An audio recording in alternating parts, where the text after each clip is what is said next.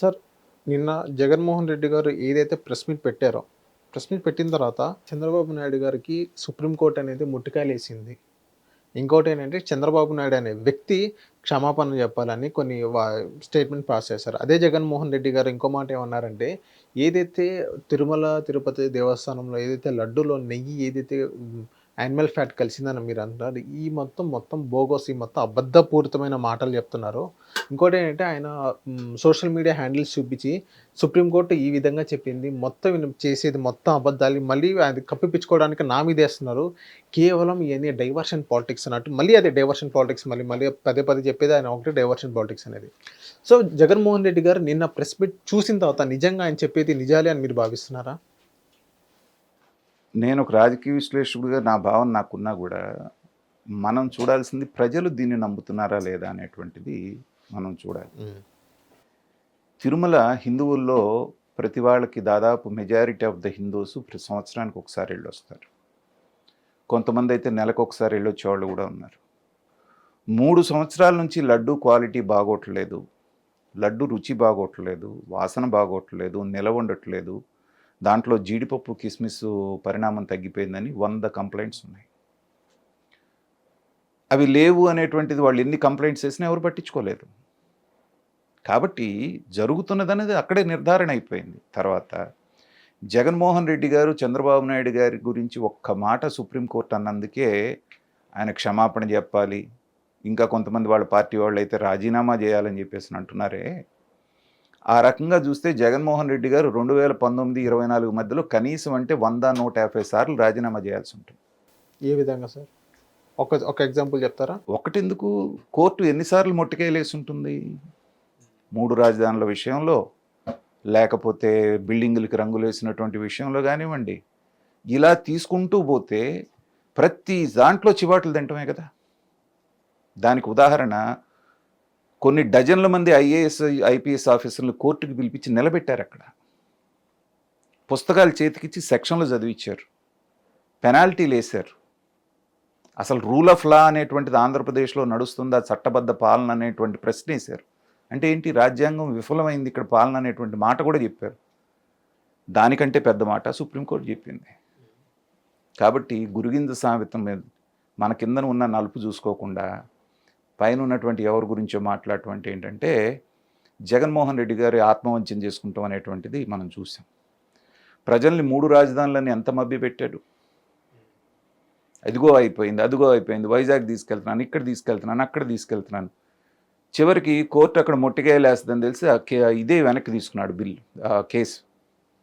బిల్లే వెనక్కి తీసుకున్నాడు. మరి అలాంటి సందర్భంలో కోర్టు ఎన్ని వ్యాఖ్యలు చేసింది? అమరావతి రైతుల మీద జరిగిన దాష్టీకాల విషయంలో ఎన్నిసార్లు మొట్టికాయలేసింది? కాబట్టి చంద్రబాబు నాయుడు గారి గురించి చిన్న మాట అనగానే సుప్రీంకోర్టు సిట్టు దర్యాప్తు ఆపండి అని కూడా చెప్పాల సుప్రీంకోర్టు. కానీ ఒక బాధ్యత గల ముఖ్యమంత్రిగా సుప్రీంకోర్టులో ఉంది కాబట్టి గురువారం నాడు ఏం చెప్తే దాని వరకు మనం ఆపేయండి అని చెప్పి ఆయనంతటా ఆయన వాలంటరీగా ఆప్ చేశారు. అది ఒక చట్టాన్ని రాజ్యాంగాన్ని గౌరవించేటువంటి ముఖ్యమంత్రి చేసే పని. కనీసం అంటే 20-25 కంటెంప్ట్ ఆఫ్ ద కోర్టు కేసులు గత ప్రభుత్వం మీద, గత అధికారుల మీద పడ్డాయి. ఎందుకంటే వాళ్ళు చెప్పినటువంటిది అమలు చేయలేదు. నిన్నగాక మొన్న ప్రవీణ్ ప్రకాష్ కూడా 4 రోజులు జైలు శిక్ష వేశారు. 2000 రూపాయలు జరిమానా, 4 రోజులు జైలు శిక్ష. ఎందుకు? వీళ్ళు ఇచ్చినటువంటి ఆర్డర్కి తప్పుడు భాష్యం చెప్పి ఒక వ్యక్తికి రిటైర్మెంట్ అనేటువంటిది 62 సంవత్సరాలంటే కాదని దాన్ని డినై చేసినందుకు 4 రోజులు జైలు శిక్ష. ఎవరు? Praveen Prakash, IAS officer, special chief secretary. So దానికంటే గొప్పదా సుప్రీంకోర్టు మాట్లాడినటువంటి మాట? మరి అదే సుప్రీంకోర్టు నిన్న ఎందుకు ఇచ్చింది ఆ డైరెక్షన్? చంద్రబాబు నాయుడు గారు తప్పు చేశారంటే అసలు స్టేట్ ఆఫీసర్స్ని కొనసాగించమని ఎందుకు చెప్పేది? మొత్తం సిబిఐకి ఇచ్చేయచ్చు కదా. లేదా వైవి సుబ్బారెడ్డి అడిగినట్టుగా రిటైర్డ్ జస్టిస్, రిటైర్డ్ వీళ్ళతోటో చేయొచ్చు కదా. ఎందుకు చేయలేదు? అంటే స్టేట్ గవర్నమెంట్ అనేది తన పని తను చేస్తోంది. సెంట్రల్ గవర్నమెంట్ కూడా ఏం చెప్పింది? అక్కడ జరుగుతున్న సిట్టు మీద మాకు ఎలాంటి కంప్లైంట్స్, అభ్యంతరాలు లేవు, కానీ ఇంకొక ఇద్దరిని సెంట్రల్ గవర్నమెంట్ వాళ్ళని కూడా సిబిఐ వాళ్ళని యాడ్ చేస్తే బాగుంటుందన్నారు. దాన్నే కోర్టు ఆమోదించింది. ఇంకా చంద్రబాబు నాయుడు గారికి వ్యతిరేకంగా ఇచ్చినట్టు ఎక్కడ? చంద్రబాబు నాయుడు గారు వేసిన సిట్టుకు సంబంధించిన 2 ఆఫీసర్లు మళ్ళీ దీంట్లో వేస్తారు కదా. అన్నప్పుడు అది స్టేట్ భాగస్వామ్యం కూడా దాంట్లో ఉన్నట్టే కదా. కాబట్టి ఏంటంటే దొంగలు బయటపడబోయేటప్పుడు మేం కాదు కాదు కాదని పెద్దగా అరుస్తారు. 3rd డిగ్రీ ఇచ్చి 4 పీకిన తర్వాత వరుసగా ఏమేం చేశారో చెప్తారు. అలాగే అక్కడ ప్రూవ్ కానంత వరకు మేము దొరలమనే చెప్తుంటారు. జగన్మోహన్ రెడ్డి, కరుణాకర్ రెడ్డి, తర్వాత వైవి సుబ్బారెడ్డి, ధర్మారెడ్డి, మొత్తం బ్యాచ్ అంతా లింకులు వేరే ఎస్టాబ్లిష్ చేయాల్సిన పనిలే. జగన్మోహన్ రెడ్డి గారి బాబాయ్ వైవి సుబ్బారెడ్డి, దగ్గర బంధువు కరుణాకర్ రెడ్డి, ఇంకొక క్రిస్టియన్ ధర్మారెడ్డి, వీళ్ళ నలుగురు కలిసి తిరుమలని స్ట్రాటజిక్గా ఒక పథకం ప్రకారంగా దాన్ని డీఫేమ్ చేయటం మొదలుపెట్టారు. అక్కడ ఇచ్చేటువంటి లైన్లో పెట్టేటువంటి అన్నప్రసాదాలు పెట్టకుండా పిల్లలకి ఇచ్చే పాలు కట్ చేసి ఇవన్నీ కట్ చేస్తే తిరుమలకు వచ్చే భక్తులు తగ్గిపోతారు. దీని ప్రాశస్త్యం పోద్ది. లడ్డు వాసన వచ్చింది అనుకోండి, ఎందుకు వచ్చిన గోలని 20 లడ్డూలు కొనుక్కునేవాడు 2 లడ్డులు కొనుక్కొని పోతాడు. సో ఇది అంతర్గతంగా పెద్ద కుట్ర ఉంది, దాన్ని కూడా ఛేదించాలి. ఇప్పుడు కేవలం నెయ్యి కల్తీ అనేటువంటిది పొరపాటున జరిగిందా, ఇంటెన్షనల్గా జరిగిందా, అది కూడా ఈ విచారణలో బయటపడాలి. వాళ్ళ ఉద్దేశం ఏంటి? ఇప్పుడు గతంలో కూడా మేము 20 ట్యాంకర్లు వెనక్కి పంపించాం, 15 ట్యాంకర్, అసలు ఒక్క ట్యాంకర్ అయినా వెనక్కి పంపించాల్సిన పరిస్థితి ఎందుకు వచ్చింది? అసలు కల్తీ నెయ్యి సప్లై చేసే ధైర్యం వాళ్ళు ఎలా చేశారు? అది కదా మీరు చేయాల్సింది. వాడిని డిస్క్వాలిఫై చేయాలి కదా ఇమీడియట్గా. సో 4 ట్యాంకర్లు పంపించారు, 2 వెనక్కి పంపించారు, మళ్ళీ 6 పంపించారు, మళ్ళీ 3 వెనక్కి పంపించారు. ఏంటిది? కాబట్టి మొత్తం అంతా కూడా బయటికి రాబోతోంది. ఉరితాడు అనేటువంటిది కరుణాకర్ రెడ్డి అండ్ సుబ్బారెడ్డి మెడకు చుట్టుకోబోతోంది. జగన్మోహన్ రెడ్డి హ్యాపీగా తప్పించుకుంటాడు, వీళ్ళిద్దరూ బలిపశువులు అవుతారు. అసలు సనాతన ధర్మం అంటే అసలు అందులో ఏమేమి ఉంటాయి, ఎన్ని అంశాలు ఉంటాయి అసలు వీళ్ళకి తెలుసు అన్నట్టు జగన్మోహన్ రెడ్డి గారు ప్రశ్నిస్తున్నారు. అదే అనేది ఎవరు? జగన్మోహన్ రెడ్డి గారు ప్రశ్నిస్తున్నారా? ఎస్. Okay, very good. ఆయనకి ఏ ధర్మమో తెలియదు. ఇంతకీ అతను ఏ ధర్మం అనేది చెప్పాడు కదా మొన్న, 4 గోడల మధ్య నేను క్రీస్తుని పూజ చేస్తా, బయటికి వస్తే నేను వాళ్ళని ఇది చేస్తాను, ముస్లిమ్స్ని, మానవత్వం నా మతం. Very good. ఇదేదో సినిమా డైలాగ్ ఎవడో రాసిచ్చి ఉంటాడు, మాట్లాడు. అసలు మానవత్వం అంటే తెలుసా జగన్మోహన్ రెడ్డికి? మానవత్వం అనేది ఉంటే ఒక దళితుడిని, దళిత డ్రైవర్ని చంపి డోర్ డెలివరీ చేసినటువంటి వాడిని ఇంకా ఎమ్మెల్సీగా కొనసాగిస్తాడా? రకరకాలైనటువంటి ఆరోపణలు వచ్చిన మినిస్టర్ని, వీళ్ళందరినీ కొనసాగిస్తాడా? సార్ ఇదే మాటని నేను వాళ్ళ వైసీపీ వాళ్ళని ఇదే మాటని అడిగితే, మానవత్వం అంటే దళితుని చంపి డోర్ డెలివరీ చేసిన వ్యక్తిని మళ్ళీ ఎలా అదే వ్యక్తిని వాళ్ళని అడిగితే వాళ్ళు ఏమని సమాధానం చెప్పారంటే, సో జగన్మోహన్ రెడ్డి చంపలేదుగా, జగన్మోహన్ రెడ్డి చంపి అదే నేను మానవత్వం అంటే అప్పుడు మేము వాళ్ళని కష్టం చేయాలి. అదే చంపే వ్యక్తి ఎవరు? ఆయన కన్నబాబు, ఆయన అనంతబాబు చంపారు కాబట్టి ఆయన నా మతం మానవత్వం అంటే ఆయన మీరు ప్రశ్నించాలే తప్ప జగన్మోహన్ రెడ్డి గారికి ఏం సంబంధం, ఆయన మానవత్వం అన్నట్టు వాళ్ళు భావిస్తున్నారు. Very good.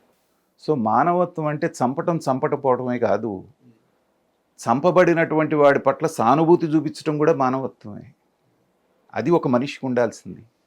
అంత దారుణంగా చంపినతను నీ పార్టీకి సంబంధించిన ఎమ్మెల్సీ అయినప్పుడు అతని మీద చర్య తీసుకోకపోతే దాన్నే మానవత్వం లేకుండా అంటాం. ఇప్పుడు కత్తితో పొడిచాడు ఒకడు, వెనకుండి శభాష్ అని చప్పట్లు కొట్టాడు. ఆ చప్పట్లు కొట్టినోడికి మానవత్వం ఉన్నట్ట లేనట్ట మనం మాట్లాడుకుందాం. ఒకడిని పొడిచాడు, వెనకుండి భలే పొడిచావురా అని చెప్పి చప్పట్లు కొట్టాడు. వాడికి మానవత్వం ఉన్నట్ట లేనట్ట? లేనట్టే కదా. సో నేను పొడవలేదు కాబట్టి నాకు మానవత్వం లేదని ఎలా అంటావంటే దాన్ని సమర్థించావు నువ్వు. ఇప్పుడు అతనికి ఎమ్మెల్సీగా కొనసాగించడం అంటే బేష్ బ్రహ్మాండమైన పని చేసావు, నువ్వు చప్పట్లు కొట్టినట్టే కదా. కాబట్టి నీకు మానవత్వం లేనట్టే. సార్ ఇదే అంశం మీద నేను ఒక కామన్ మ్యాన్ అడిగాను. ఆయన జగన్మోహన్ రెడ్డి గారితో పనిచేశారు, ఎమ్మెల్యే వాళ్ళ కోటాలో సంథింగ్ ఏదో పనిచేశారు. సో జగన్మోహన్ రెడ్డి గురించి ఒక మాట అన్నారు, ఆయన ఇంటెన్షనల్గా అన్నారా లేకపోతే ఉన్నట్టు చెప్పారా అనేది ఆయనకే తెలియాలి. సో ఆయన ఏమన్నారంటే, జగన్మోహన్ రెడ్డి గారు అనే వ్యక్తి ఒకరంటే బాగా ఇష్టం ఉన్నప్పుడు ఆ వ్యక్తి చంపినా కానీ ఒక్కసారిగా చంపింది అని అంటూ క్వశ్చన్ చేస్తారు, ఒకసారి కదా చంపింది అని అంటే సానుభూతి చూపిస్తారు అన్నారు. సో నిజంగా జగన్మోహన్ రెడ్డి గారి మైండ్ సెట్ కానీ ఆయన బిహేవియర్ కానీ అలాగే ఉండిద్దా? మీరే చెప్తున్నారు సమాధానం దానికి. ఇప్పుడు 10 మందిని చంపితేనే చంపినట్టు ఒకరిని చంపితే పెద్ద లెక్కలో తీసుకోవటం అంటే దాని మానవత్వం అంటారా? జగన్మోహన్ రెడ్డి గారి దృష్టిలో అది మానవత్వం. లేకపోతే ఆ గోరంట్ల మాధవ్ అనేటువంటి వాడు బట్టలు ఇప్పుకొని చేసిన విన్యాసాలు, మిగతా వాళ్ళు అందరూ చేసినటువంటి దరిద్ర పనులు, ఇదే అనంతబాబు చేసినటువంటి యదవ పని, కనీసం వాళ్ళ మీద ఏమన్నా ఒక్క చర్య ఉందా? రాష్ట్రం అంతా జుగుప్సతోటి కళ్ళు మూసుకున్నారు, కానీ జగన్మోహన్ రెడ్డి గారికి అది నయనానందకరంగా కనిపించింది. మరి ఏం చేస్తాం? ఇలాంటి వాళ్ళందరూ మానవత్వం గురించిను వీటి గురించి మాట్లాడుతూ ఉంటే ఏంటంటే మళ్ళీ అదే మాట చెప్పుకోవాలి, దెయ్యాలు వేదాలు వల్లించినట్టు ఉంటుంది. సార్ మొన్న జగన్మోహన్ రెడ్డి గారు ఇదే వాళ్ళ మాజీ మంత్రులతో కానీ ఎమ్మెల్యేతో కానీ ఒక మీటింగ్ అరేంజ్ చేసినప్పుడు 2 days బ్యాకే, నిన్న మీటింగ్ పెట్టడం ఉన్నాయి అనుకుంటా. జగన్మోహన్ రెడ్డి గారు ఏమన్నారంటే, ఇప్పుడు ప్రజెంట్ ఉన్న గవర్నమెంట్ మీద 3 నెలలకే వ్యతిరేకత వచ్చింది, మనం ఇంకా గట్టిగా పనిచేస్తే మళ్ళీ మనమే అధికారంలోకి వస్తాము, సూపర్ 6 కాస్త సూపర్ 7 అయిపోయినాయి, అది ఎటున్నాయో ఎవరికో దేవుడెరుగు అవన్నీ. సో ఈ మొత్తం చెప్పారు. అది మీకేమనిపించారు? ఈ రెండే అంశాలు మీకు చెప్పాను. అంటే జగన్మోహన్ రెడ్డి గారికి ఇంకా బుద్ధి రాలేదనిపించింది నాకు చూసి. అతను ఏమనుకుంటున్నాడంటే పాలన అంటే కేవలం సంక్షేమ పథకాలు పంచడమే పాలన అనుకుంటున్నాడు. అతను చేసింది అదే. చంద్రబాబు నాయుడు గారి నుంచి సంక్షేమ పథకాలే ఆశించేటైతే నిన్నే ఎన్నుకునేవాళ్ళు కదా. నువ్వు అసలు అందరికంటే బ్రహ్మాండంగా ఇచ్చావు అనేటువంటి పేరు తెచ్చుకున్నావు. సో జనాలు సంక్షేమమే కోరుకుంటే నిన్నే ఎన్నుకునేవాళ్ళు కదా. చంద్రబాబు నాయుడు గారిని ఎందుకు ఎన్నుకుంటారు? కానీ 56% మంది ప్రజలు చంద్రబాబు నాయుడు గారిని ఎన్నుకున్నారు అంటే సంక్షేమం కాకుండా వాళ్ళకి ఇంకేదో కావాలని కోరుకున్నారు. వాళ్ళు ఒక అమరావతి పూర్తి చేయాలని కోరుకున్నారు, వాళ్ళు ఒక పోలవరం పూర్తి చేయాలని కోరుకున్నారు, వాళ్ళ పిల్లలకు ఉద్యోగాలు కావాలనుకున్నారు, ఆ ఆడవాళ్ళు వాళ్ళ భర్తలకు ఉపాధి కావాలనుకున్నారు. ఇవన్నీ నువ్వు ప్రొవైడ్ చేయలేదు కాబట్టే చంద్రబాబు నాయుడు గారిని అంత పెద్ద మెజారిటీతో ఎన్నుకున్నారు. కాబట్టి ప్రజలేం కంగారు పడట్లా. ఎందుకంటే నువ్వు 2019 జూన్లో అధికారంలో ప్రమాణ స్వీకారం చేసి 2020లో అమ్మఒడి ఇచ్చావు. అది వాళ్ళకు కూడా గుర్తుంది. సో నువ్వు సంవత్సరం రోజులు తీసుకున్నప్పుడు మరి కొత్తగా వచ్చిన గవర్నమెంట్ అది ఒక సంవత్సరం రోజులు తీసుకుంటే తప్పే ఉందని ప్రజలు అనుకుంటున్నారు. కానీ నువ్వు ఒక భ్రమలోకి వెళ్ళిపోయి వాళ్ళకి అమ్మఒడి అందలేదు కాబట్టి, రైతు భరోసా అందలేదు కాబట్టి ప్రజలందరూ చంద్రబాబు నాయుడు గారికి వ్యతిరేకంగా ఉన్నారు నువ్వు అనుకుంటున్నావు. కానీ మొన్న నీ పార్టీకి సంబంధించిన రోజానే ఒక పోల్ పెట్టింది తిరుమల లడ్డు గురించి. ఎంతమంది అనుకూలంగా, ఏది మీ పార్టీకి సంబంధించిన ఆవిడ పెడితే మీ పార్టీ వాళ్ళే వేయలా. 75% మంది ఈ అనాచారానికి జగన్మోహన్ రెడ్డే కారణం అనేసారు. అంటే ప్రజల్లో నువ్వు అనుకున్న 100 రోజులు గడిచిన తర్వాత కూడా నీ పట్ల ఉన్న అభిప్రాయం ఏంటి? పైగా ఇంకా నా వెనకాల 40% ఓటు బ్యాంక్ ఉందని నువ్వు అనుకుంటున్నావు. కానీ మొన్న తిరుపతి లడ్డులో జరిగిన అనాచారానికి దాంట్లో ఒక 15% ఎగిరిపోయింది, నీకు తెలియట్లేదు. ఆంధ్ర రాష్ట్రంలో ఉన్నటువంటి ప్రతి హిందువు నువ్వంటేకి పిచ్చి భక్తి పిచ్చి ప్రేమ ఉన్నవాడు తప్పితే దీనంతటికీ కారణం నువ్వే అనేటువంటిది నమ్మేశారు వాళ్ళు. కాబట్టి నీ వెనకాల ఉన్న 40%లో 15% ఆల్రెడీ జారిపోయింది. కాబట్టి చంద్రబాబు నాయుడు గారు మీద వ్యతిరేకత వచ్చింది, ఇలాగే భ్రమల్లో బతికాడు. ఎలక్షన్ ముందేమన్నాడు? వై నాట్ 175 అన్నాడు.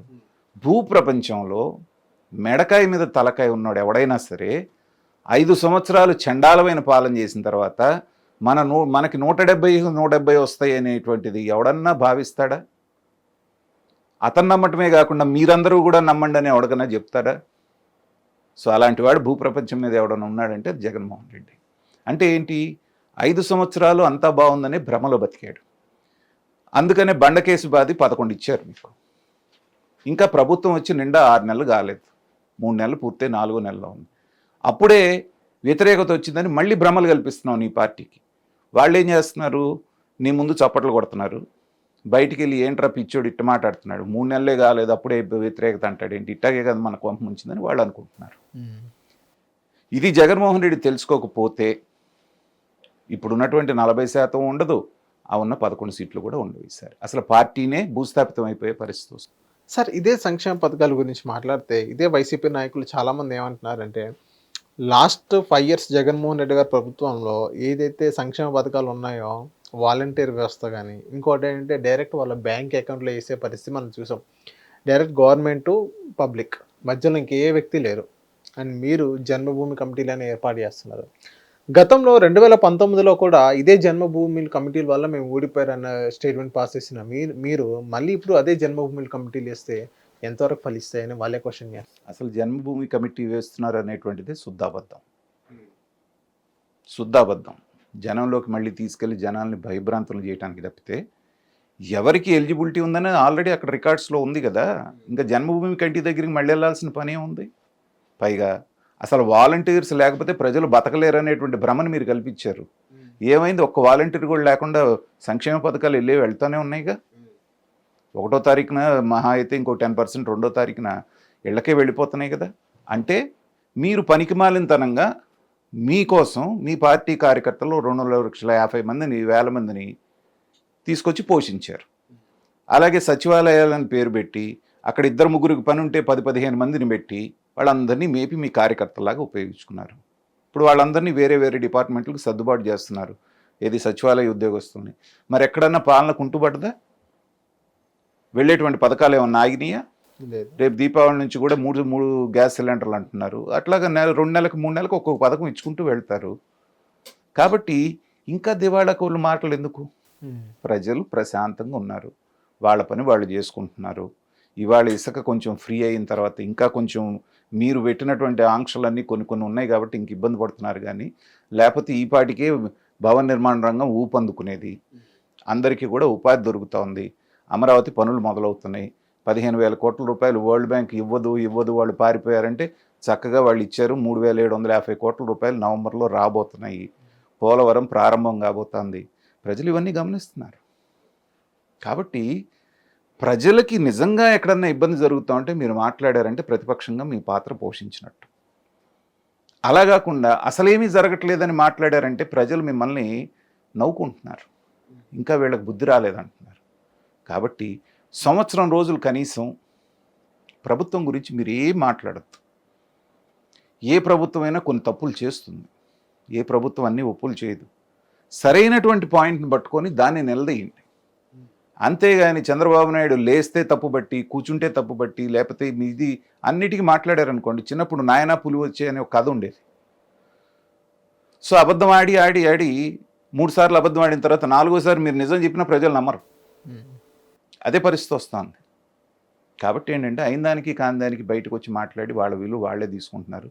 జగన్మోహన్ రెడ్డి గారు బయటకు వచ్చి మాట్లాడిన ప్రతిసారి మీ మనసుకు కావాల్సినంత పండగ. ఈయన మాట్లాడేటువంటి తప్పులు, ఈయన మాట్లాడేటువంటి హావభావాలు, చేసే యాక్షన్స్ ఒక కామెడీ పీస్ అయిపోతున్నాడు అన్న సంగతి అతనికి అర్థం కావట్లేదు. కనీసం వాళ్ళు పార్టీ వాళ్ళు కూడా చెప్పేటువంటి ధైర్యం చేయలేకపోతున్నారు. సార్ ఇది ప్రజల్లో నవ్వుల పాలు అవుతున్నాం సార్ అంటే అది కూడా పట్టించుకోవట్లే ఆయన. ఇంకా ఓవర్ యాక్షన్ చేస్తున్నాడు. కాబట్టి వాళ్ళ పార్టీ గురించి వాళ్ళు చూసుకోవడం బెటరు. ప్రజల గురించి అనేది వాళ్ళ కోసం వాళ్ళు కావాల్సిన ప్రభుత్వాన్ని ఎన్నుకున్నారు. వాళ్ళకి కావాల్సింది వాళ్ళకి దక్కుతుంది. హిట్ టీవీ యాప్ ని డౌన్లోడ్ చేసుకోండి. ఇందులో short news, live news, entertainment movies అన్ని అవైలబుల్ గా ఉన్నాయి. Please download hit TV app. Hit TV app. Hit TV యాప్ని ఫ్రీగా డౌన్లోడ్ చేసుకోండి.